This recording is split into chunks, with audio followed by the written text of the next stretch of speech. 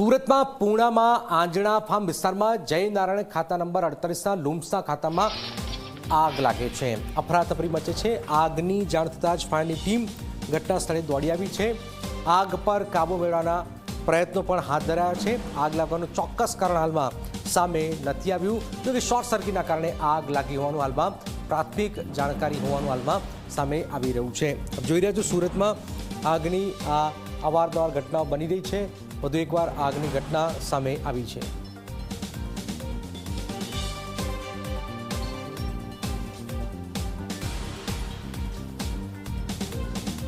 સુરતમાં શોર્ટ સર્કિટના કારણે આ આગ લાગવાની ઘટનાક્રમ લુમ્સના કારખાનામાં આગ લાગી છે। આપ જોઈ રહ્યા છો આગની જાણ થતાં જ ફાયરની ટીમ પણ ઘટના સ્થળે પહોંચી છે।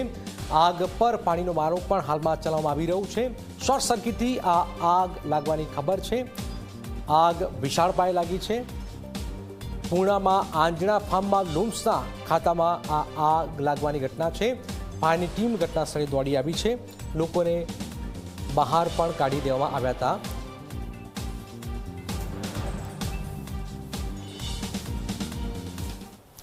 દાહોદમાં હિન્દુ